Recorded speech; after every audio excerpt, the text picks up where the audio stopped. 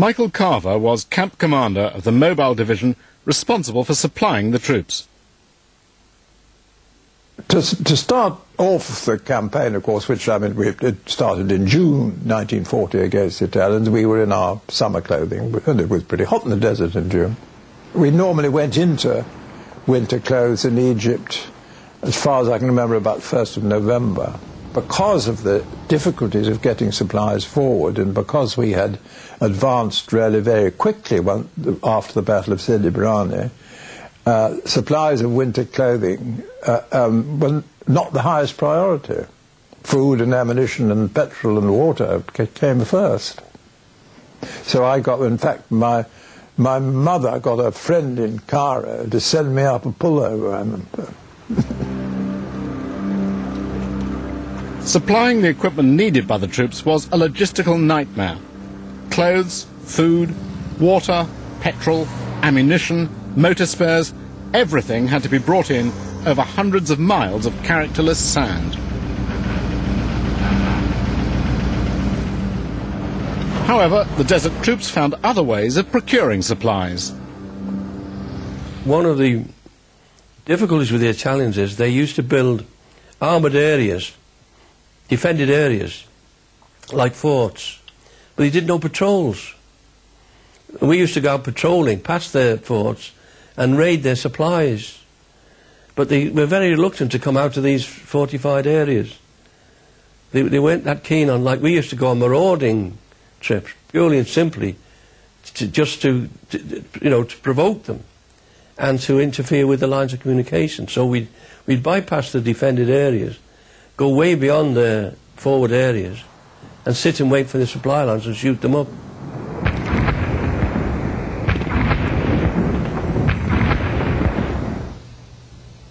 The rations were quite good. We didn't mind the macaroni, it was quite good, and we liked the tin jam and the tin tomato. It was very good, and the vino. We very much appreciated that. We were just like bootleggers because we were going out and making raids on their supplies. Sometimes you'd see our fellows riding back on an Italian motorbike, a Guzzi motorbike, prized possession, and we'd all ride around the camp on it. The Allied desert forces seemed unstoppable. Having taken more than 70,000 Italian prisoners in under a month, they began pouring along the coast towards the vital port of Tobruk. While the desert rats appeared to be getting the upper hand in North Africa, back in Britain, the German Luftwaffe was attacking the Royal Navy's home port on the south coast. In January 1941, several ships of the Royal Navy were in Portsmouth docks on England's south coast. Local civilians knew the ships would be spotted by German reconnaissance planes and that Goering's bombers wouldn't be far behind. On the 10th of January, dockworker Laurie Upton was helping prepare for a bombing raid.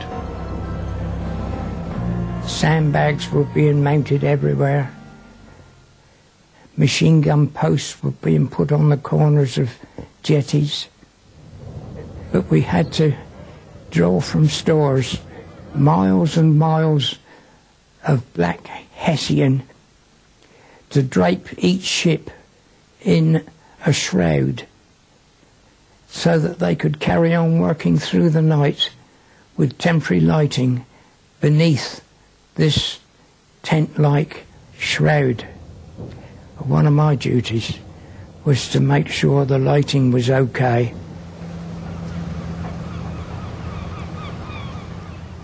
One day, in January the 10th, the planes came over and we thought, oh, just the same.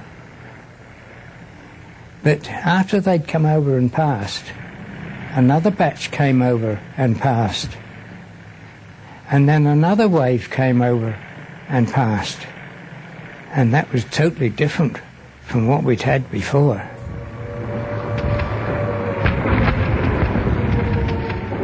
The guns were firing, the droning started, and Dad said this is going to be a big one. There was so much drone of aircraft coming in, wave after wave. And of course then they started the bombs, and it was the crump. Crump, crump, crump. And those crumps were getting nearer and nearer, and we began to sweat.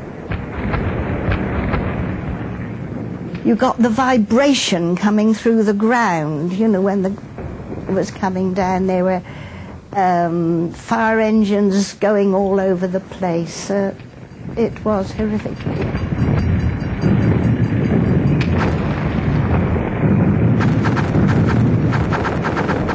And before we knew where we were, the power station had a direct hit, and out went our lights.